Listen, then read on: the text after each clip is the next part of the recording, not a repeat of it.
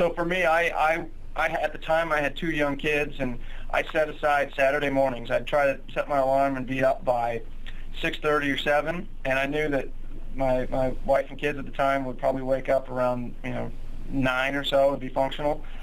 So I tried to sneak in probably 2 or 3 blogs on Saturday morning. This is the Art of Lawyering podcast, a show all about making more money, being a badass attorney, and loving your life. The Art of Lawyering is all about becoming the best you possible. Whether you are a law firm owner, an associate attorney, or somewhere in between, this podcast is built to help you get the most out of life. I am pleased to welcome today's guest to the show. This guy is not just a lawyer, he's a friend of mine. He's one of the first people that I met when I moved out to Seattle, and he's responsible for the vast network that I have in Seattle today. He's responsible in large part for my success. I'm happy to have him on the show. He's also a law firm owner. He owns Weitz Law Firm. He also owns a sports agency, which I don't know what the name is, but we'll probably talk about it a little bit. And pleased to have him on the show. He's doing really well, and I'm curious to learn a little bit more about how he started and what his starting story is. So, without further ado, I would like to welcome Mr. Scott Weitz. Welcome to the show. Yeah, thanks, Chris. Thanks for having me. All right, the pleasure's all mine. So, tell me. All right, tell everybody a little bit about you. Where you're from. That kind of stuff. Give us just a little bit of background.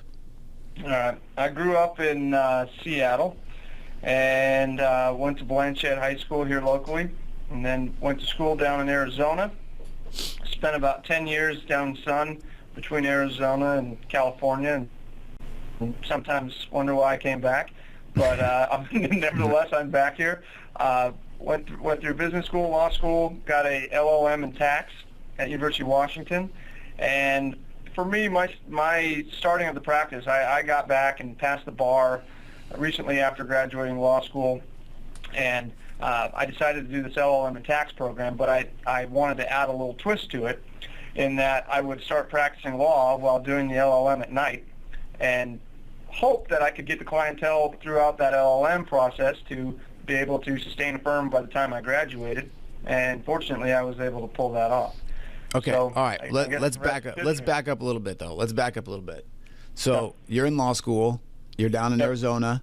When you started law school, what was your plan? Did you know that you wanted to start a firm, or did you have other ideas in mind? What was your mindset as you started law school? Boy, I don't know. I was so naive, probably looking back on it.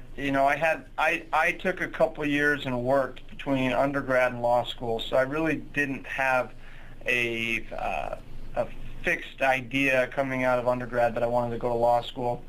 I had a buddy that went to a prestigious school and finished the top of his class and started making really good money, and I saw that and said, well, boy, maybe law is a good way to go, and so that was kind of how I started. I kind of knew that whether I practiced law or just went out in the business world, that it would be I would get some skills that would be great to have, and no matter what I ended up doing, that it would benefit me. So what'd you do before law school? I worked for Allstate Insurance. Oh, you did? Were you in sales, or what'd you do for them?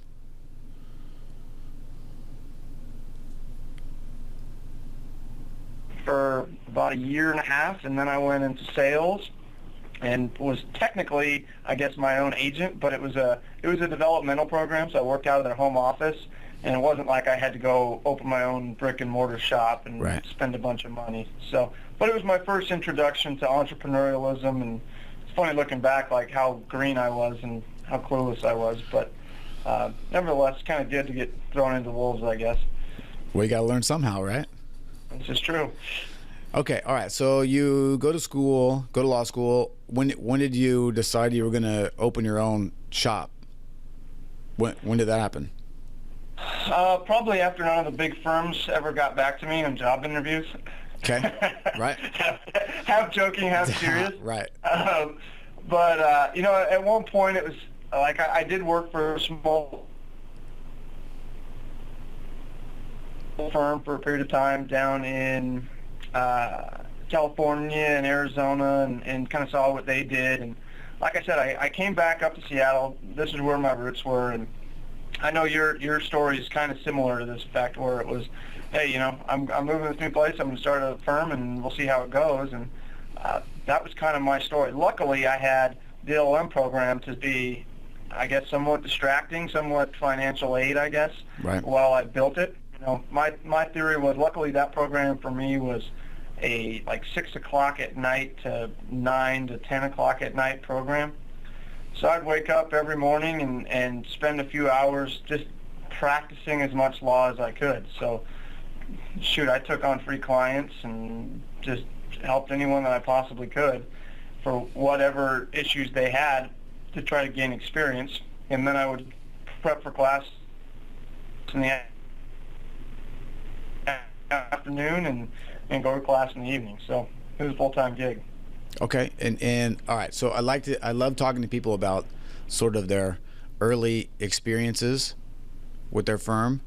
So tell me like how did you get your first clients? My first clients were, I would say, word of mouth mostly. I did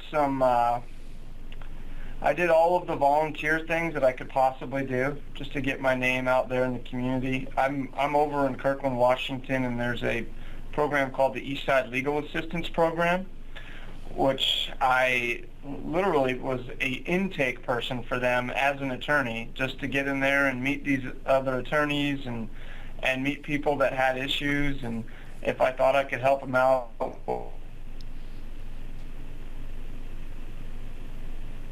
and say, hey, I can help you. And for me, the whole thing was just going through the stages of helping people out and learning what I was doing as I was going.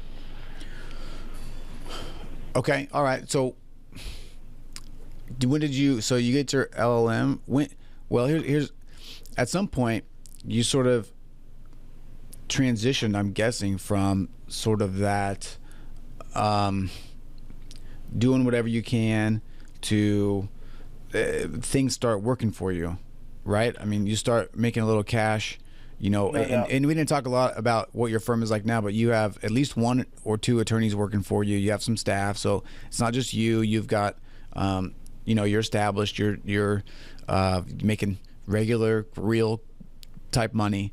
What was the turning point? You know, what do you think allowed you to make that transition from sort of starting out new, just trying to get whatever you can, do whatever you can, to making a little bit of actual cash? Well, for me, I would say 2 things, and you know, I told you this in the past, but meeting you was a big thing for me as well. I know you talked about, you know, the network that I brought to you, but your guidance from a, you know, online marketing perspective really helped me out. And I would say how I really got going was I decided to focus on a particular niche and market that via social media and, you know, blogging and things of that nature. So for me, at the time, we were just getting started in that foreclosure crisis, if you will. Mm-hmm. And so I just started a real estate blog and started writing about, you know, what banks were doing with people and how the foreclosure process worked and what the tax ramifications were, and literally every topic that I could think to write a blog about, I did. And fortunately, that started to get picked up on Google and Bing and all of your search engines, and phone started ringing via that. And then as you get more and more clients, then it becomes naturally easier to get the referrals, and you know, clients start sending you people, and it just kind of mushrooms on itself. Right. So I want to talk about that a little bit more in detail. So go, you know, tell us more about what that was like with the so you picked this practice area, the foreclosure kind of practice. Were you blogging? Were you doing it every day? Were you doing it twice a week? And then also in that, how long did it take you before that started to pay off for you? And were you, I'm going to ask you just a whole series of questions in a row. And how long, and were you doing anything else to sort of supplement that? Because a lot of people that listen to this show are sort of, I think, in that spot where they are looking for more, they're looking for ways to get more business and get more clients, and they hear about blogging, they hear about all this stuff, but they don't really get it explained to them how it's executed, how somebody has actually done it. So yeah. Can you go into a little bit more detail, just talk about sort of what your schedule is like and what you did, and just as much detail as you can give us. Okay. Well, as far as my schedule, I told you when I started, I was really busy with the school and as much work as I could take on. If I didn't have something going at the time, I would blog at that point. But truthfully, that probably was not during the week. That really wasn't an issue to not have something, whether a client or school, to keep me busy. So for me, I at the time I had 2 young kids, and I set aside Saturday mornings. I'd try to set my alarm and be up by 6:30 or 7, and I knew that my wife and kids at the time would probably wake up around 9 or so and be functional. Mm-hmm. So I tried to sneak in probably 2 or 3 blogs on Saturday morning and just build that content, because I'm certainly not an expert in Google, but the more content you have out there, the more likely it is that you're going to get found by somebody, and the more clicks you're going to get on the site, in which case the more Google's going to like you. So it was, really what I did. I don't want to give too many secrets away, I guess, but I would always get the Wall Street Journal, and I would find interesting articles in Wall Street Journal for my content, and literally cut out excerpts from those articles and kind of write my spin towards Washington law on what was being talked about. So I didn't have to go and create this 5-page memo for every blog I wrote. It was just kind of commenting on what was going around us at the time. Right. That's good. More. Give me more. Give me more. As far as other marketing things, I think certainly, I guess the blessing and the curse of owning your own business is that you have the deference to take it where you want to go. The curse is that it never goes away, right? I mean, you know how it is. I'm always thinking about, where's the next client going to come from? What's the best way to market our firm? How do I protect our brand and not, let people fall by the wayside? And so, for me, branding was really important. I actually got really lucky coming out when I first started. I found on Craigslist a ad for a art institute in the Midwest that was looking for a real business to have their students do designs for. So literally, I got a logo, letterhead, business cards, all of that stuff for free, and the kid did a wonderful job. So I got my brand, and then I was like, all right, how do I go promote this? And kind of created a cheap website, which you can do these days.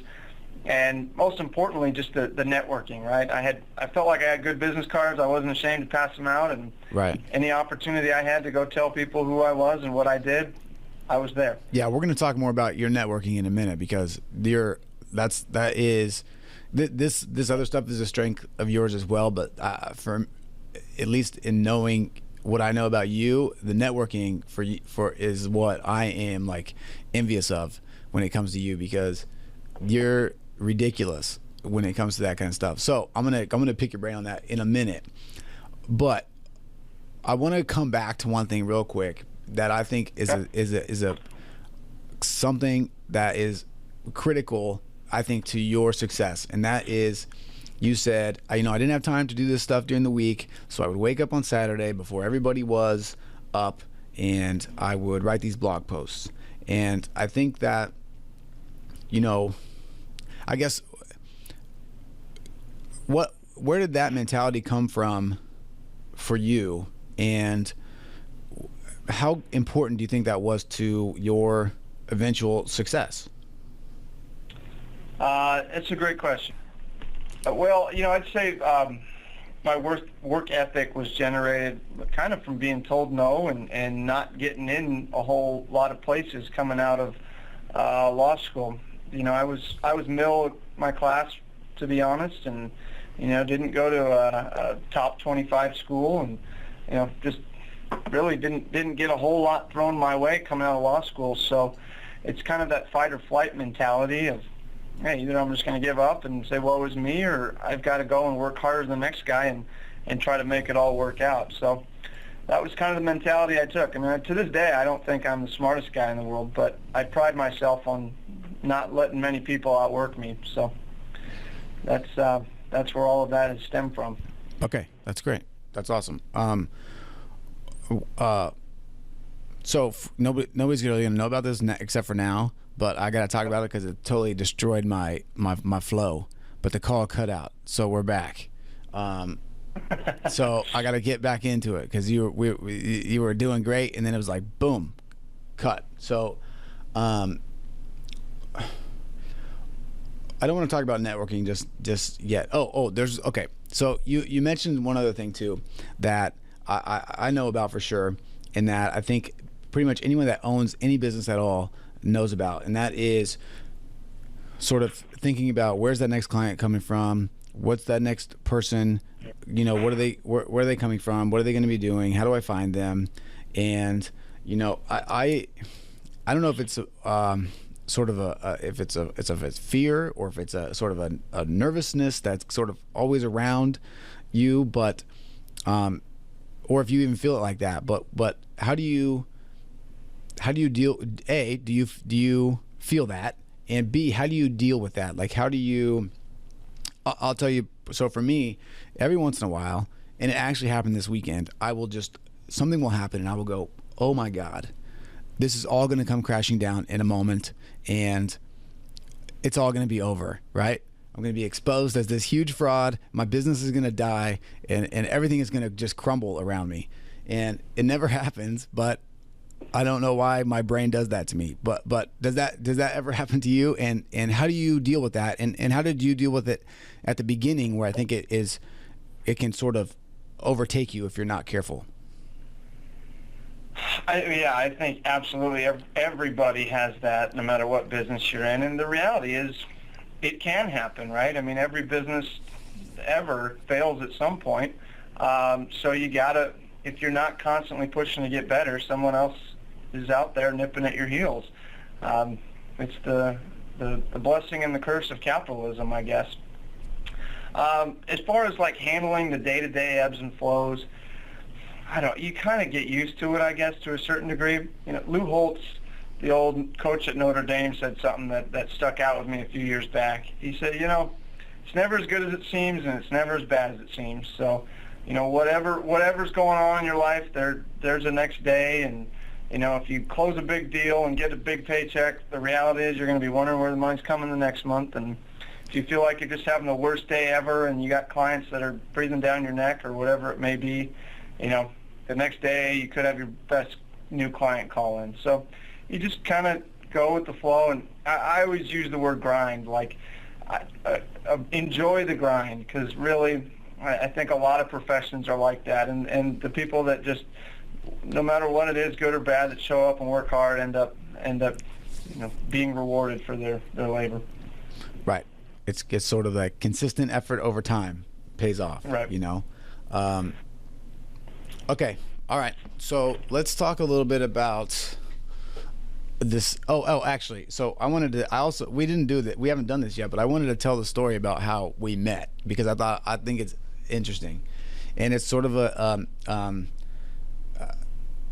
I think it's something that people should do all the time anyway. So we, I had this guy, and you can confirm or deny the story when I'm done with it. Okay, maybe I'm embellishing a little bit on my own part, but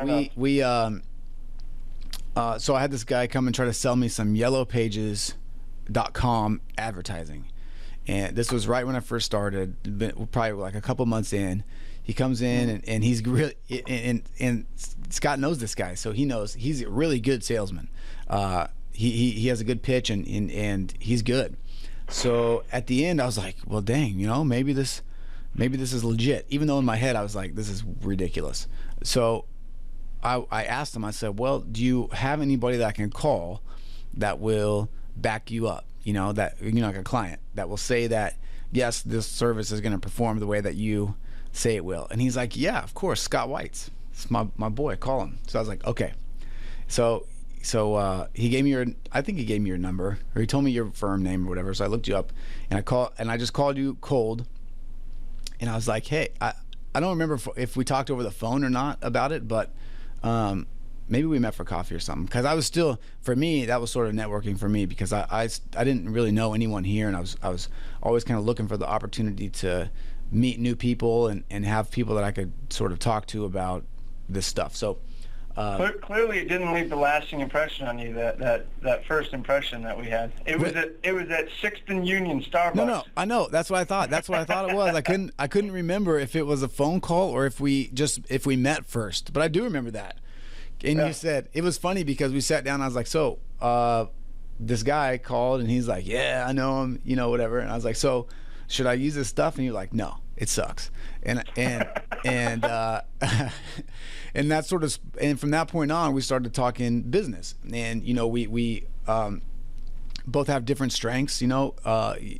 I would say my strength is internet stuff, and your strength is networking and others, not just networking, but other stuff not internet related. So it was really fun to sit down and share ideas with you, and I think that was sort of important to both of our growth. But I thought that was really interesting. I thought that was a great story, and sort of just goes to show everyone that, ask these people when they're trying to sell you stuff if you're not sure, and reach out and actually it's a great way to make connections with people and learn about what other people are doing too. Because the other thing too is that, I don't know which one of us did it, but we sort of started asking like, hey, what's working for you? What are you doing right now that's getting you business? And started kind of, borrowing each other's things that were working. We didn't have the same practice area at the time, so that was probably made it easier. But even now, I tell people what we do, because I think that most people won't do the work that's required to see the success that they want. I think very few people are waking up in the morning on a Saturday and writing blog posts, for example. But I just wanted to share that story because I think it goes to show how you can make really good connections that can result in business, because we've referred business to each other both ways over time. And for sure. And well, I could comment on that story. So Michael, I won't give his last name, but Michael, the gentleman who sold us, is, to this day, he is still my main marketing person, and we've kind of grown over the years together. I actually convinced him to leave his last company and to go out and start his own business, and he's gone on and done that, and he's doing phenomenal. So I will say a lot of those cold calls that you get end up being beneficial for the company that's cold calling you. Right. And there's a lot of there's a lot more productive ways to spend your time and money than go with the big box advertising firm, because the reality is they're going for 1,000 people just like you, and they're not going to give the top of the line service to everybody. But yeah, that was a fun story for sure. Okay, all right. So let's talk about networking. Yep. Tell me your secrets.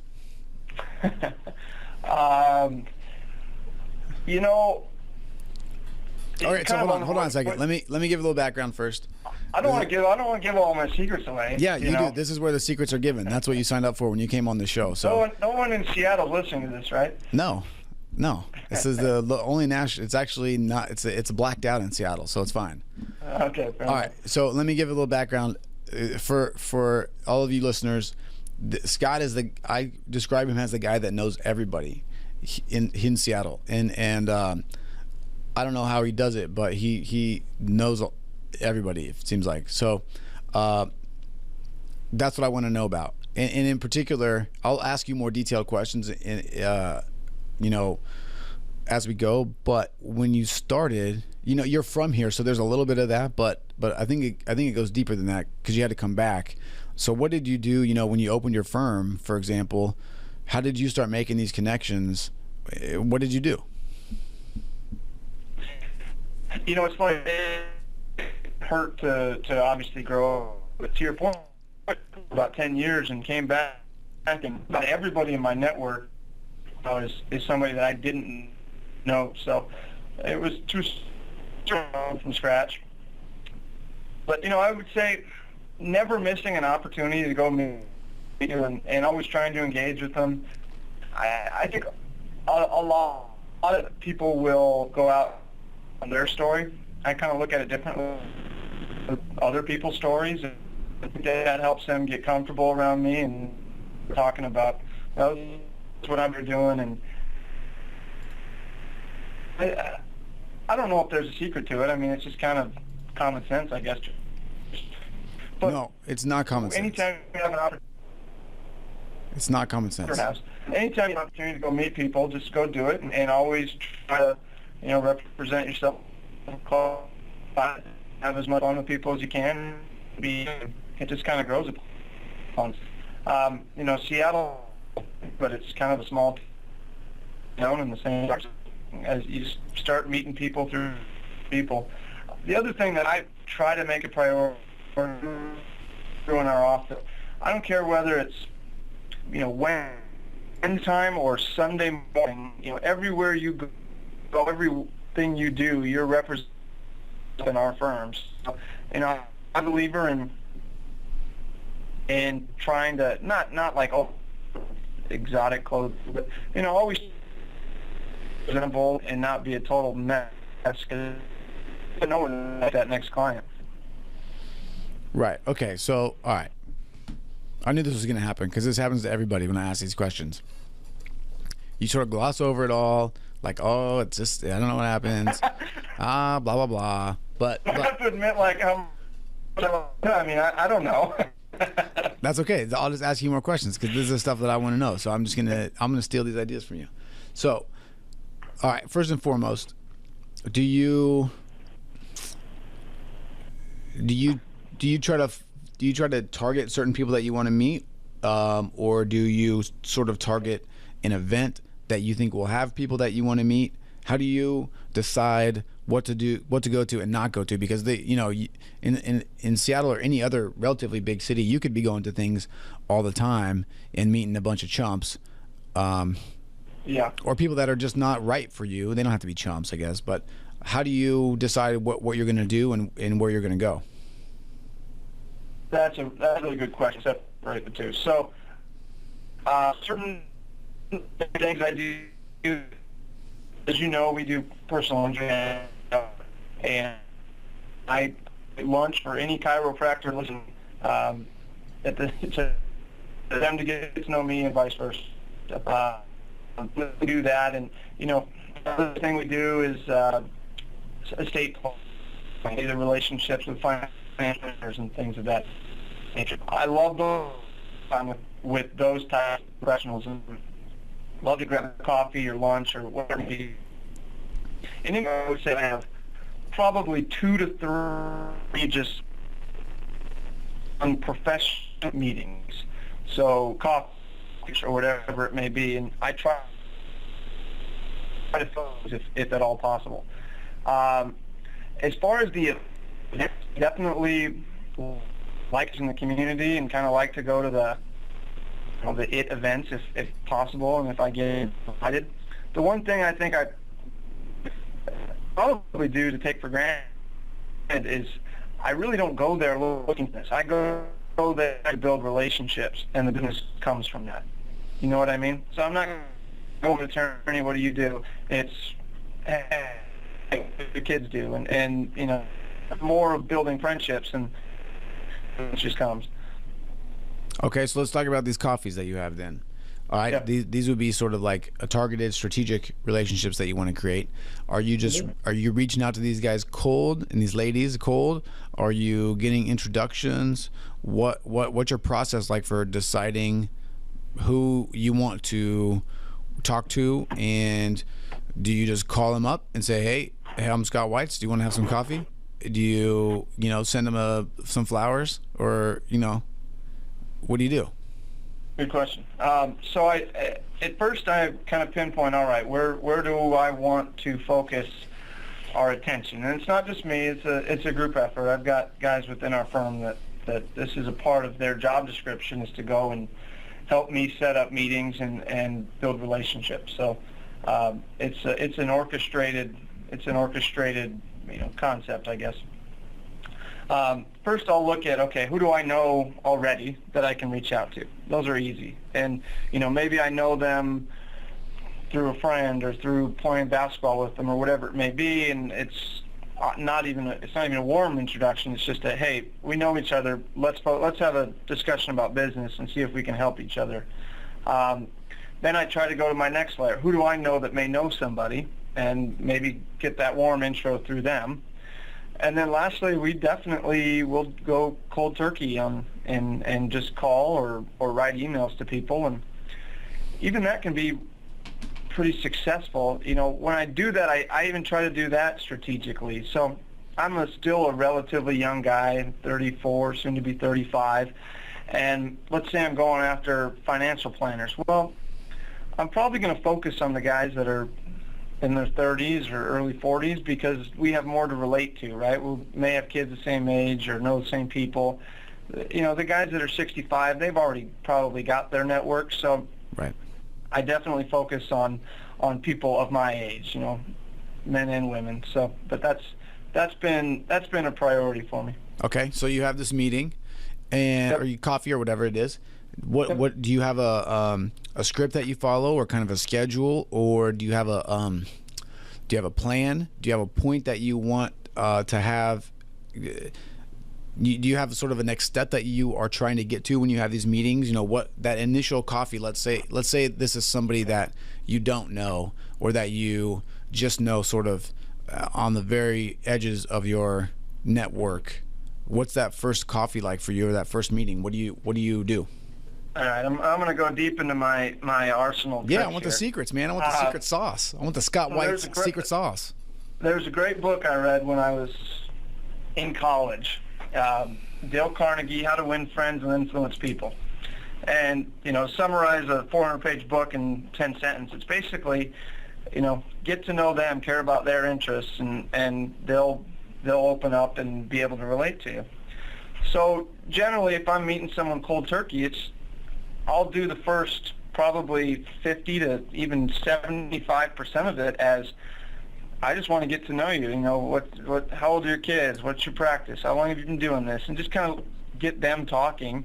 And, then if they reciprocate, and I get to tell them a little bit about ourselves. And it's more of like a, hey, friendship type thing than a, hey, when are you going to send me business? And after we get to, there's always that time where you kind of, okay, we're comfortable. Now let's talk about how we can actually help each other. And to me, that's the main thing. I'm not going in there of, hey, send your clients to Weitz Law Firm. It's, hey, what can I do to add value to what you're doing? So for instance, like with estate planners, they love life insurance, and there's some really good estate planning tools utilizing life insurance that will allow them to, I don't even want to call it sell it, it's just informing their clients of a good product to help them avoid estate tax. So once they kind of see the value of how I can help their business, then all the doors open up, and it becomes a whole lot easier. Okay, all right. So you got that first meeting. Do you follow up? Do you have a scheduled follow up? How do you make sure that you're like getting in front of these people over time so that they remember who you are? I think you can kind of tell first meeting is it's going to be a long-term fit or not. Generally speaking, before I even expect to potentially get a referral or give a referral, frankly, I like to have that meeting. I like for them to see our office, and I like to see their office. I've kind of got a rule. I don't generally, you might be the one exception to this, but with your new office, but I don't generally refer people without kind of seeing their office and how they operate. So I'm comfortable knowing that I'm not going to send somewhere and the client somewhere. It's not going to be something that would reflect the brand that I'd want us to reflect. Well, hold on. Let's make a point here. By the way, my office is badass. That's why you don't even need to come and look at it. The boxing gloves. I don't know if I'm in a boxing ring. The boxing gloves are up, man. This place is legit. All right, so let me just clear the air right there in case anybody's wondering. It's awesome. All right, continue. I have no doubt. All right, so you do that. Okay, all right, so you'll try to so you have this coffee. You'll then maybe say, hey, can I come and check out your office? Or why don't you come check out my office? Let's talk a little bit more, blah, blah, blah, and just keep it going from there, right? Yeah. And, we have processes in place where, we try to check in on them on a scheduled basis. I wish I could say that was done, with 100% certainty, but reality is it's probably not all the time. But, anytime I can obviously send a referring associate somebody else, I'll always make sure that they know that I referred someone to them, or at least attempted to, and just kind of reach out and let them know that I'm working for them. And, life is a contact sport to a certain degree, and in terms of actual contact, but making contact with those contacts. Constantly, if someone's having a birthday, to give them well-wishings or whatever it may be. Right. Okay, cool. Perfect. All right, so let's switch gears a little bit. I want to talk a little bit about a challenge that you faced with your firm. Tell me about one biggest challenge that kind of comes to mind. Something where you're like, oh crap, like this is big. We got to deal with this thing, or a time when, you were struggling and what you did to kind of overcome that. Boy, I would say one, as any attorney that has a good-sized workload knows, time management is crucial, and that's probably my biggest issue, is getting through everything in my day and all of the demands for my time, and not, or at least trying not to, neglect certain items or people or events in the process. There's just a lot on you. So time management has been and probably always will be one of the bigger issues for me. Okay, here, I actually have a follow-up question to that. Okay, this is a problem that a lot of people run into, and it's how do you decide, or how do you divvy up your time between being a lawyer and being a law firm owner? How do you decide how much time you're going to put into sort of marketing and management versus lawyering? Well, I think lawyering, especially starting off, has to obviously be your top priority. Once you get a good team around you, that shifts certainly, and I try to do more of the management and business operation as much or more than the lawyering. Unfortunately, even that has its ebbs and flows.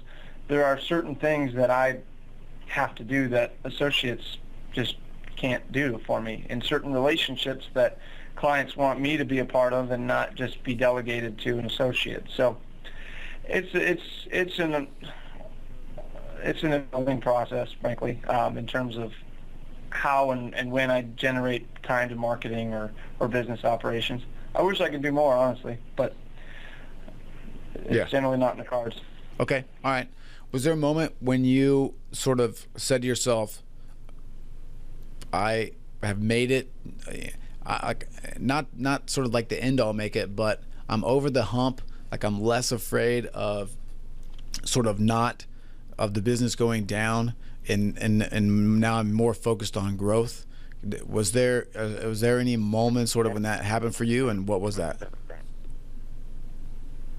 Yeah, and truth be told, it's, again, even that can be somewhat cyclical. I mean, as I said when we started, we did a lot of foreclosure work, and the reality is that business dried up tremendously. So I had to, at one point, that was probably 60-70% of my practice, and now it's probably 10 to 20% of my practice. So there was a time back in the height of that, the economic fall, where, I mean, phone was constantly ringing, and we had a staff of 10, and now we're down to a full-time staff of 5, including myself. So we've even had to adapt to that. So I don't know if there's ever like a I made it point. It kind of goes back to that grind comment, like just keep showing up and doing the best you can and keep your eyes open. For me, I had to make some pretty tough decisions back 18 months, 12 months ago in terms of who was going to stay around and who was going to get cut, because we just didn't have the business to support some of the people. Right. Yeah, those are tough. Those are tough choices for sure. Okay. Are you ready for the lightning round? Yes. Okay. Are these legal questions or No. just fun? These are all fun. None of them are legal questions, man. We don't talk about the law here. We just talk about how to own a successful law firm.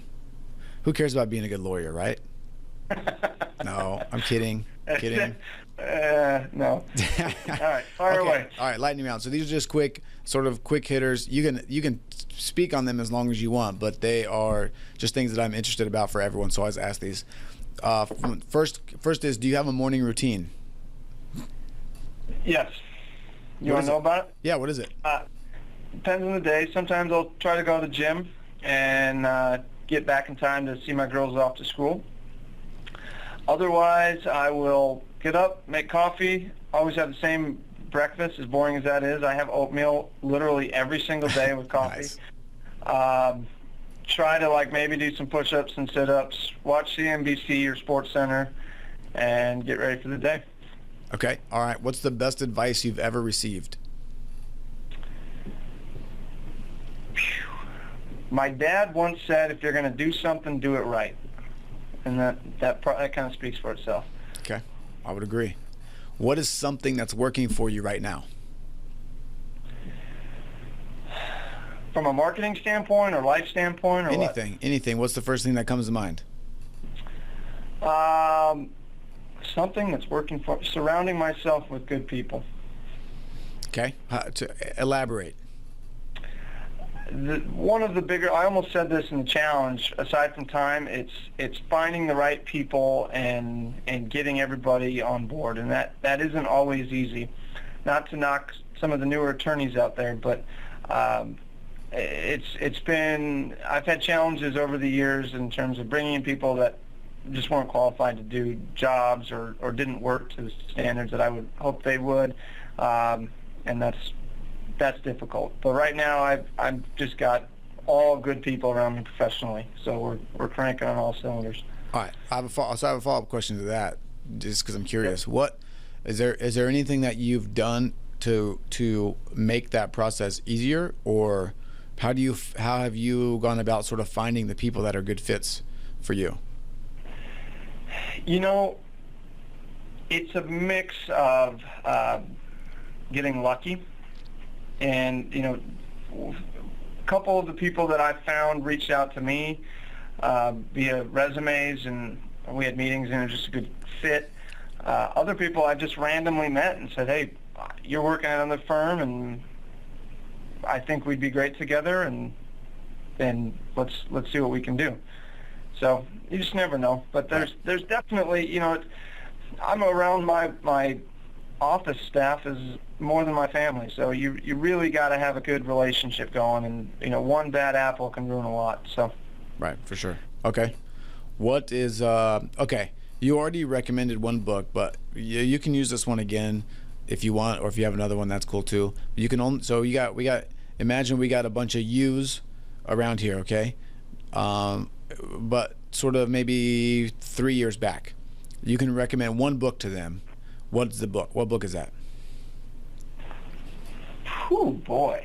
That Dale Carnegie one I think is a must-read for everybody. I think I kind of like some of this stuff that Malcolm Gladwell's got going. I think the theory on blink and outliers is totally true.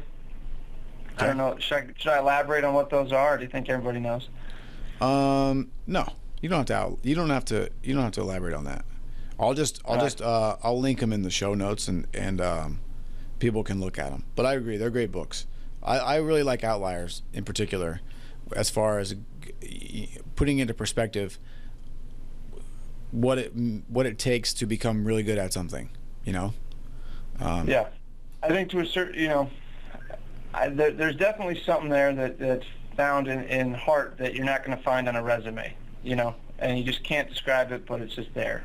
Right. And I think some of that comes with failure a lot of times.